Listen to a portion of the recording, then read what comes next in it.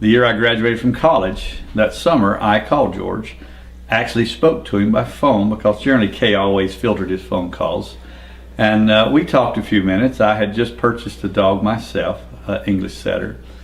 And then the following year, a friend of mine and I went to Vermont during the Christmas holidays to try to help him find a place to do an internship for vet school. And I told him I'd like to go by and see George Bird Evans, and he had a book room. And Briar came over to my buddy and stood up, put a paw on each shoulder, and looked him eye to eye.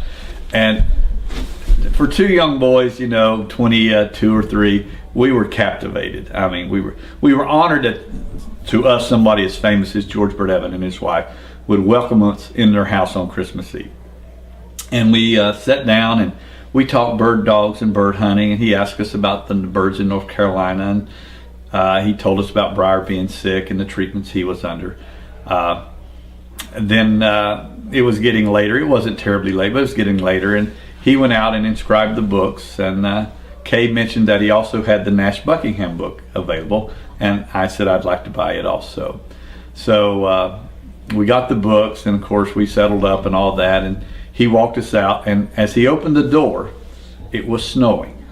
Now it was just mystical in our mind. I mean, here we were, Old Hemlock, George Bird Evans, Christmas Eve, and we walk out and everything is white and it's snowing just unbelievable. To this day I have those books, and it's inscribed to Tom, Bowman, and Duke, my dog, Christmas Eve, 1979, George Bird Evans. And he had a little inscription above that.